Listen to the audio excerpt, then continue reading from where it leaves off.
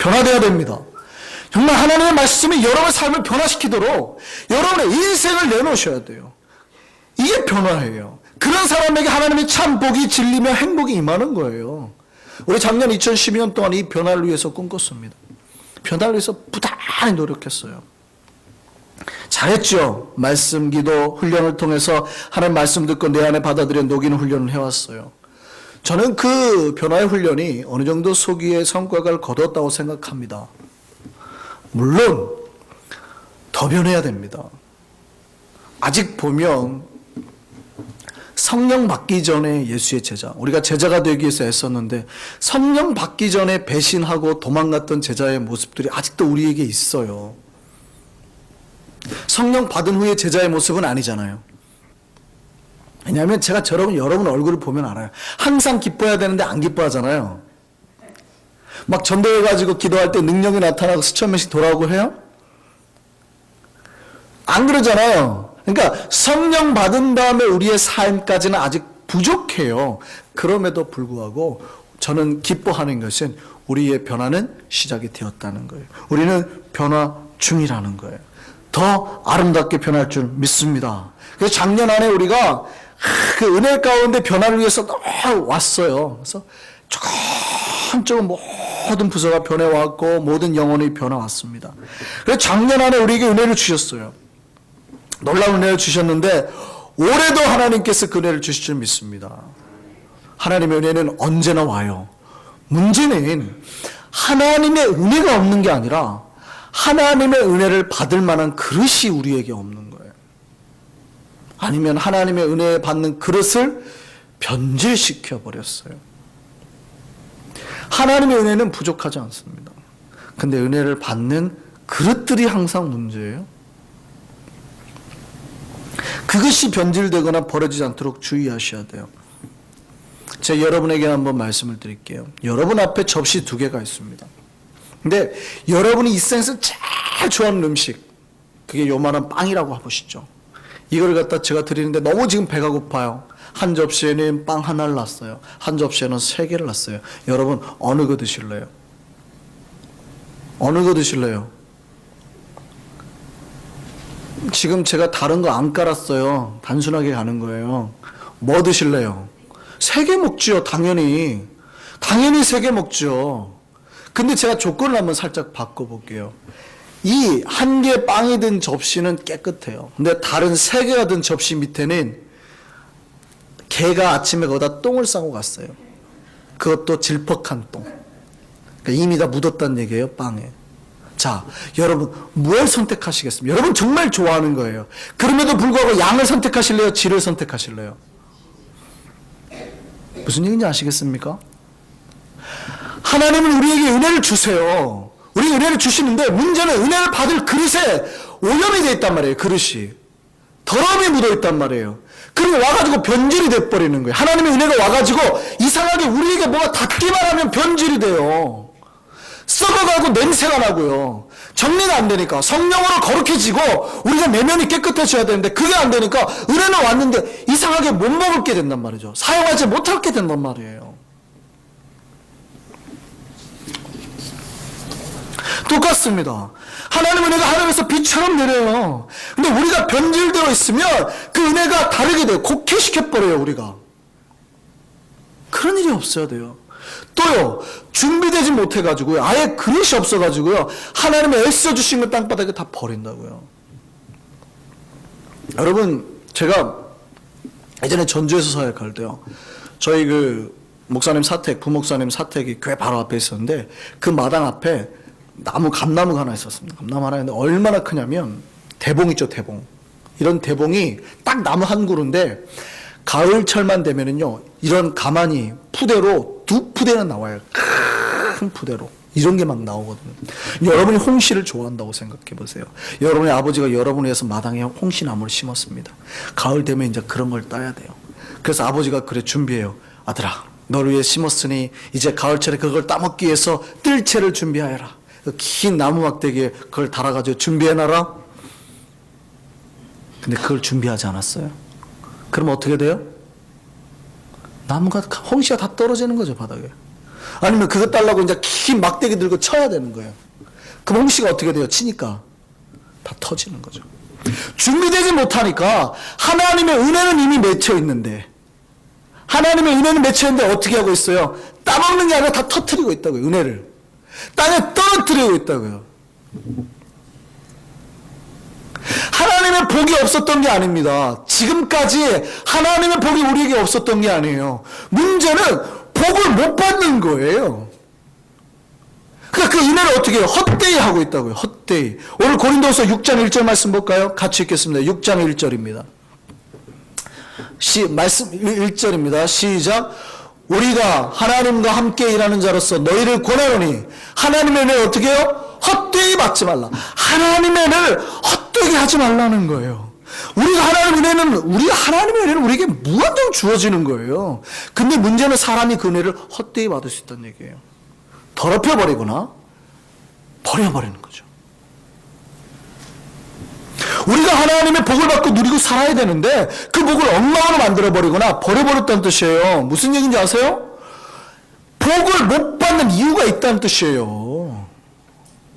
복은 주어지죠. 빵을 주든 음식에 담아주죠. 근데 담고 놨더니 냄새가 나서 못 먹는 거예요. 이미 우리 그릇에 오물이 묻어 있어가지고. 하나님의 열매는 주렁주렁 매달려 있는데 준비는 됐는데 다 터뜨려버리고 다 땅에 떨어뜨려 버리는 거예요. 복이 없는 게 아니에요.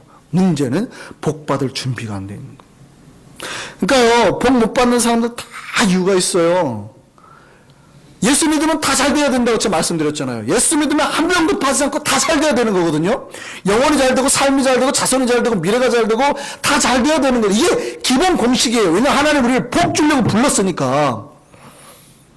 근데 뭐가 안 돼요. 제가 말하는 건 하나님이 시험 준다고 우리가 내려가는 것처럼 보이는 걸 말하는 거 아니에요.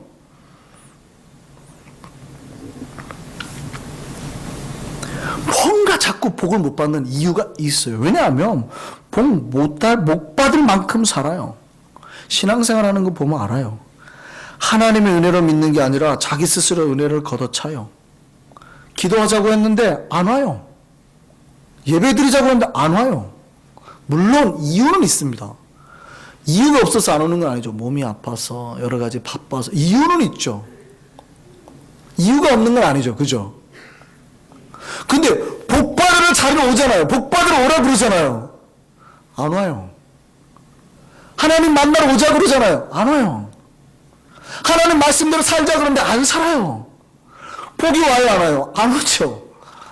복 못 받는 사람들은 다 이유가 있어요.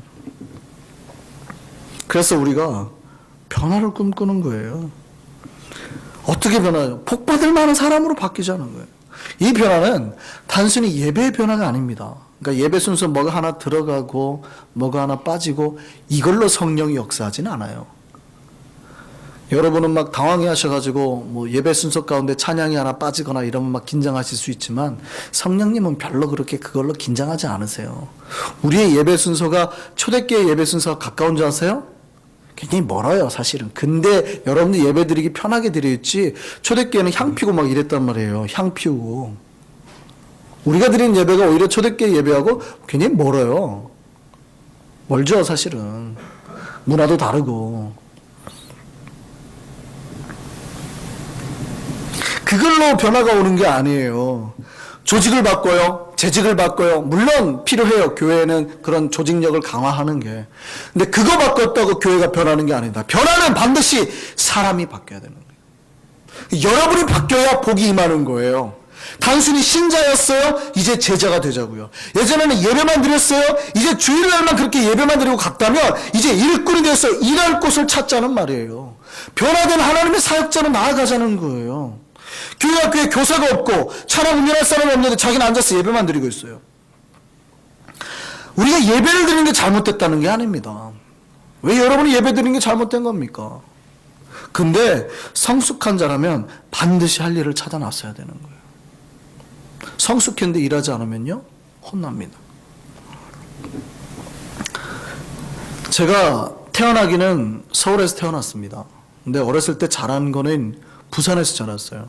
그리고 나이 들어 중학교 때 이제 시골로 원래 이제 저희 할아버지 외가가 있는, 친가 외가가 있는 데로 이제 이사를 갔어요. 물론 저희는 도시에 살았지만 가까우니까 차로 한 3, 40분이면 가는 데니까 저희 아버님, 어머님이 저희가 중학교 1학년 때인데 방학만 되면 아니면 휴일날만 되면 저희 외가로 보내는 거예요. 저희 외가가 일이 많거든요. 논도 많고 아이가 뭐 하우스도 하고 일이 엄청 많은 집이에요. 근데 워낙 일을 잘하세요. 저희 외삼촌이 워낙 일을 잘했어요. 얼마나 일을 잘하냐면 하여간 그 일 중독자 있죠. 그런 전형적인 모습을 보이시는 분인데 제가 그분한테 일을 배워서 그런가요? 그분의 특징이 뭐냐면 일을 할 때 절대 시간 끌지 말라는 거예요. 빨리 일을 하고 쉬어라. 이게 모토예요. 그러니까 최대한 일을 신속하게 정확하게 마무리해놓고 빨리 쉬어라. 이게 유리하다. 너희에게 편하다. 1시간 일할 거 2시간 일하지 말라. 그리고 한 번에 끝낼 거 2-3번 하게 하지 말라. 이게 모토예요. 제가 그게 거의 몸에 배어 있어요. 그래서 제가 그런가 봐요. 이렇게 아이들이 집에서 홈워크 2시간씩 하고 있으면 막 이게 막 올라와요. 막 빨리 안 끝내! 뭐 일을 하는데 뭐 이거 했다가 신경 쓰고 확 화가 나요. 저는 그래서 설교할 때 막 방해가 오는 걸 되게 싫어합니다. 막 이렇게 막 들어오고 전화 이러면 막 집중을 막 제가 빨리 확 들어가야 되거든요. 성격인가 봐요. 근데 그 외삼촌에게 저희 배웠는데 저는 사실 어렸을 때 도시에서 살아가지고요.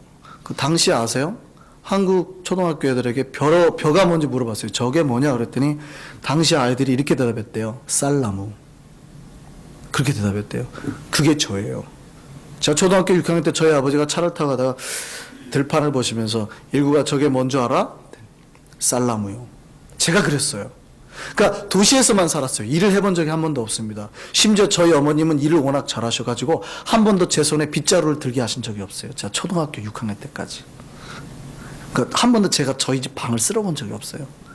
그렇게 귀하게 자랐습니다. 근데요, 그러고 딱 중학교 가니까 일을 하라는 거예요. 갔는데요, 저는 매일 학교 갔다 가방 던지고 노는 게 일이었어요. 하루 종일 정말 잘 놀았습니다. 그래서 제가 닭싸움하면 지금도 안 진다고 그랬잖아요. 왜냐면 하루에 3-4시간씩 닭싸움을 하니 어떻게 제가 지겠어요.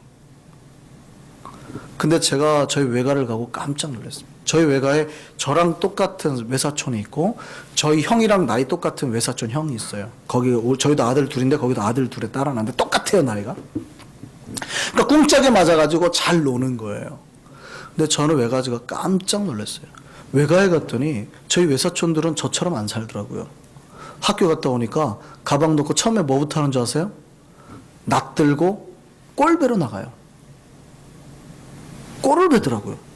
그래서 돌아와서 뭐 하는지 저는 생전 그런 거 보지도 못했어요. 소, 염을 써요. 죽 써요. 거기다 사려놓고 뭐 배합해가지고 소를 주더라고요. 그리고 끝나고 6시 되니까 시간 맞춰서 비닐하우스 가야 돼요. 딸기하우스를 하는데 딸기하우스마다 아침에는 이거 하우스를 열어야 되고요. 저녁에는 얼어 죽으니까 내려야 돼요. 거적대기로 다 덮어야 되고. 그걸 중학교 1학년 하고 중학교 3학년이 하더라고요. 그때부터 이 일을 배우기 시작했는데요. 제가 그래서 낫질 잘합니다. 못질 잘하고요. 심지어는 저희 외삼촌이 저희 예배당보다 좀 덜 넓은 어느 날 논을 하나 사셨어요. 논이 그냥 만들어지는 거 아니에요. 논이 그냥 되는 게 아니고요. 여러분 아세요? 트럭에다 흙을 몽땅 갖다 놓고 산처럼 쌓아놓습니다. 그리고 초등학교 그때 2학년이었던 중학교 2학년이었던 것 같아요. 저한테 저와 4명한테 삽자루 하나씩 딱 던져주고 그거를 다 펴라는 거예요. 오늘 하루 내에. 그때가 한여름이었습니다. 한여름에 32도 막 할 때 땡볕에 저희는 놀고 싶어가지고 오전 내에 끝내고 오후에 물놀이 가자. 내과가 옆에 있으니까. 그리고 했습니다. 안 끝나는 거예요. 아무리 삽질해도 막 손에 물집이 잡히고 터지는데도 안 끝나는 거예요. 그래서 우리가 튀었죠. 도저히 안 되겠다. 이건 오늘 내 끝난 일이 아니다. 삽 꽂아라. 그리고 오후 2시에 물놀이하러 튀었어요. 30분 만에 잡혔습니다. 외삼촌이 그걸 알고 와가지고 30분 만에 잡혀서 엎드려 뻗쳐 삽자루로 맞았어요. 무슨 얘기인지 아시겠어요? 제가 무슨 얘기를 하려냐면요. 아기 때는 일 안 시키죠. 우리 한 주만한 아기 일 시키겠습니까? 안 시켜요. 아기 때는 누가 일 시킵니까? 일 안 해도 예쁘다고 해요. 근데 철이 들어가는데 일 도울지 모르고, 철이 들어가는데 자기가 해야 될 일 찾지 못하면 꾸중 맞는 거예요. 혼나는 거예요. 그게 당연한 겁니다. 나이가 15살, 20살이 됐는데 아직도 자기 일 못해요? 아직도 청소 못해요? 아직도 자기 앞가름 못해요? 혼나는 거예요. 아기 때 누가 혼냅니까? 신앙도 똑같습니다. 여러분이 교회 전체 예배를 드리려고 해요. 괜찮죠. 근데 잘 들으셔야 돼요. 제가 여러분한테 잘하고 계십니다 말할 때 그걸 그대로 100% 받아들이면 안 돼요. 예배 드리는 거 잘하고 계세요. 지휘라 나오시니까 참 잘하십니다. 여러분이 아직 유아기 신앙이니까, 믿음이 약하니까 그냥 잘했다 그러는 거예요. 그게 왜 잘한 거예요? 잘못한 거지. 예배만 드리는데 하나님 앞에 뭐가 잘한 겁니까? 여러분 예배만 드렸어요. 아직 얘기란 뜻이에요. 제가 보기에 영적으로 3살, 4살밖에 안 되니까 잘했어요. 괜찮아요 집사님? 우리 주일날 봐서 좋아요? 근데 여러분이 말씀을 작년 안에 받았잖아요? 훈련 받았잖아요? 말씀이 들어왔잖아요? 근데 올해 만에 그렇게 안 하면 제가 어떻게 할까요? 똑바로 안 사세요? 이렇게 나오죠. 훈련 받았는데 일 안 하세요? 군대 갔다 왔는데 총 쏠 줄도 몰라요? 똑같은 거예요. 여러분이 하나님의 말씀과 능력으로 변화된다면 사역자로 당연히 일을 하셔야 되는 겁니다. 왜 일을 안 해요? 교회는 전체가 예배만 드리는 교회는요, 죄송한데 신앙의 이야기를 못 벗어났어요. 누군가는 일을 해야 되잖아요. 누군가는 차량 운행을 해야 되고, 누군가는 안내를 해야 되고, 누군가는 교사를 해야 되는데, 이게 당연한데 나는 안 해요. 바울이 고린도 교회에 그렇게 말해요. 뭐라고 말해요? 4절 볼까요? 4절 다 함께 읽겠습니다. 4절 시작. 오직 모든 일에 뭐가 돼요? 하나님의 일꾼으로 자천하여 스스로 천거하라는 얘기예요. 자원해서 일하라는 얘기예요. 오직 모든 일에 스스로 하나님의 일꾼이 되라는 얘기예요. 이게 당연하다는 거예요. 예수 그리스도를 믿고 말씀을 받고 이제 내가 하나님의 감동을 받았다면 당연히 이제 교회를 위해서 일을 하라는 거예요. 이게 성숙한 교회라는 겁니다. 유아기 때 교회는 예배만 드리고 가도 괜찮다고 생각하는 거예요. 목사님 저는 예배만 드리고 가도 돼요. 예, 저는 믿음 없으신 분들은 그래도 잘했다 그래요. 근데 교회 5년 10년 다니신 분한테 제가 만약에 잘했다 그러면 여러분 생각해 보셔야 돼요. 여러분이 아직 제가 하는 말 감당 못 한다고요. 그러니까 제가 그렇게 말씀드리는 거예요. 보세요. 고린도 교회가 오래됐습니까? 우리 교회가 오래됐습니까? 고린도 교회는 이제 생긴 지 몇 년 안 된 교회예요. 이제 예수 믿은 지 몇 년 안 된 사람에게 뭐가 되냐면 일꾼 되라고 말. 이제 스스로 일꾼으로 헌신해라. 일꾼으로 헌신해라. 여러분 몇 년 되셨어요? 최소한 3년 이상 되신 분들은 헌신하셔야 된다고요. 여기서 말한 일꾼은 오늘날 교회에서 말하는 일꾼과 전혀 다른 거예요.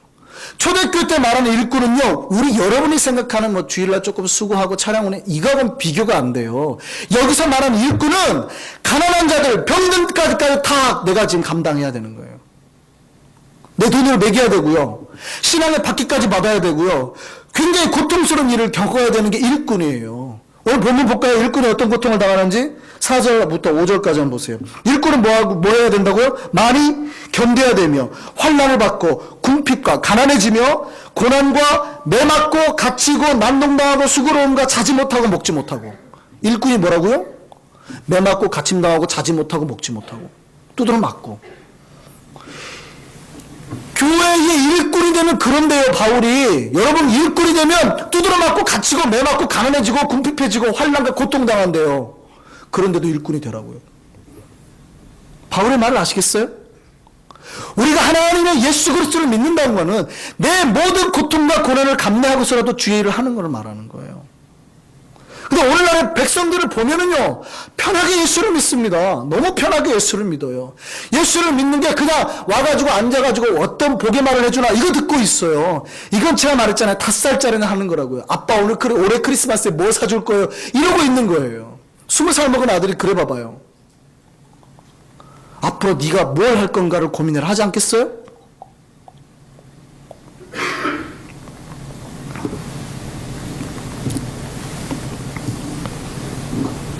바울이 그렇게 말하는 거예요. 하나님의 일꾼들하고요. 이 일꾼에게 복을 주시는 겁니다. 이 일꾼에게 복을 주시는 거예요. 이 일꾼이 고통스럽죠. 어렵죠. 힘들죠. 근데 뭐라 그래요? 이 일꾼에게 진정한 복이 있음을 다시 한번 보세요. 6절부터 한번 볼까요? 6절부터 한번 읽겠습니다. 시작. 깨끗함과 지식과 오래 참음, 자비함과 성령의 감화와 거짓이 없는 사랑과 진리의 말씀과 하나님의 능력으로 의의 무기를 좌우에 가지고, 이게 다 뭐예요? 성령의 열매들 아니에요. 하나님의 은사들 아니에요. 그러니까 이 일꾼에게 성령의 열매가 맺혀지고 하나님의 은사들이 나타난다는 뜻이에요. 여러분, 하나님의 복을 받기를 사모했잖아요. 누구에게요? 일꾼에게. 그 다음에요, 영광과 역대물을 그랬으며 다 어떻게 해요? 그 다음에 우리는 속이는 자 같으나 진짜고, 우리는 무명한 자 같으나 유명해지고, 죽은 자 같으나 살아있고, 징계를 받은 자 같으나 죽임을 당하지 않고, 근심하는 자 같으나 기뻐하고, 가난한 자 같으나 많은 사람을 부유하게 하고, 아무것도 없는 자 같으나 모든 것을 가진 자가 된다는 거예요. 어떤 사람에게요? 주의 일꾼에게. 그러니까 복은 누가 받아요? 일꾼이 받는 거예요. 복은 일꾼이 받는 겁니다. 많은 사람들이 복을 어떻게 해야 받는지 잘 모르세요. 여러분, 말씀을 잘 모르시죠? 말씀 잘 기억이 안 나잖아요. 왜 그런 줄 아세요? 말씀을 안 들어서 그런 것 같으세요? 아니요, 안 가르쳐서 그렇습니다. 말씀을 누가 제일 잘 아는 줄 아세요? 교회 학교 교사가 제일 잘 알아요. 아이들에게 말씀을 가르치기 때문에. 여러분, 찬양을 왜 잘 못하는 줄 아세요? 듣기만 해서 그렇습니다. 안 불러봐서, 내가 앞에서 찬양을 인도 안 해보고 안 해봐서 찬양 인도하는 사람이 가사를 모를 것 같으세요? 여러분이 하나님의 복을 왜 모르는 줄 아세요? 그 복을 써보지 않아서 그래요. 내가 일꾼이 돼서 복을 써야 그 복이 나있게 되는데, 그렇지 않으니까 다 복이 어떻게 해요? 떨어지는 거예요. 흘러가는 거예요. 복이 없는 게 아니라 나에게 필요 없는 복 다 흘러가는 거예요. 복은 누가 받냐면 주의 일꾼에게 받는 거예요. 바울은 이 일꾼이야말로 하나님의 복 받는 사람이요, 다 잃어버리는 것 같지만 다 가지는 자라고. 우리 2013년 우리 한성교회 표가 뭔지 아십니까? 우리 2013년 한성교회 표가 뭔지 아세요? 네, 우리 요람 보셨어요? 다 같이 한번 말씀하시죠. 시작. 하나님의 일꾼 되는 교회. 이게 2013년 우리 교회 표예요. 오늘 말씀의 제목이기도 합니다. 저는 여러분을 괴롭히려고 하는 게 아니라 여러분 진짜 복 누리고 살라고요. 가난해지는 것 같지만 부유해지는 비밀, 다 잃은 것 같지만 모든 걸 다 가지게 되는 비밀은 일꾼에게 있어요. 변화하기를 원합니다. 단순히 예배를 드리던 사람에게서 이제 일꾼으로 거듭날 수 있는 우리가 되기를 바랍니다. 하나님의 복은 일꾼에게 있어요. 복을 받는 자와 못 받는 자는 명확해요. 사실 목회자는 복이 모든 사람에게 있다고 말을 하죠. 맞는 말이에요. 제가 말씀드렸죠. 모든 구원의 은혜는 모든 자에게 다 있어요. 심지어 하나님의 사랑은 믿는 자와 믿지 않는 자에게도 공평하게 있습니다. 그런데 하나님이 주기를 원하는 진짜 우리 삶에 필요한 여러 가지 복들, 풍성한 복들은, 모든 미래의 소망으로 다가오는 그런 복들은 일꾼에게 주어지는 거예요. 이 비밀을 몰라요. 그럼 복을 못 받는 거죠. 저는 분명히 복 받는 비밀 말씀드렸습니다. 이제 제가 영적인 비밀을 해석해서 드렸으니까 복 받는 비밀은 여러분에게 던져드렸어요. 받는 거는 여러분이 알아서 하세요. 계속 못 받고 지금까지 사셨다면, 근데 그렇게 사는 게 만족된다면 그렇게 사시고, 그렇지 않다면, 바꾸고 싶다면 이제 변화를 꿈꾸세요. 한국에서는요, 복 받는 가정 보면 달라요. 자기가 농사지어서 첫 수확한 거요, 목회자 가정으로 가져옵니다. 그게 기본 상식이에요. 한국 청년들이 첫 월급 받잖아요. 뭐 하는 줄 아세요? 엄마 빨간 내복이요? 아니요. 한국 예수 믿는 청년들은 무조건 하나님 거라고 전액 바칩니다. 그걸 기본으로 알아요.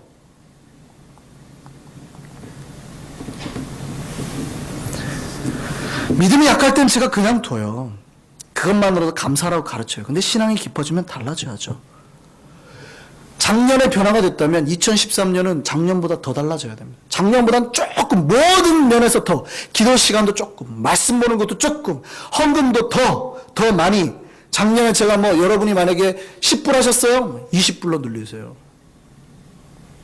이게 늘어나야 돼요. 신앙이 증거가 있어야죠.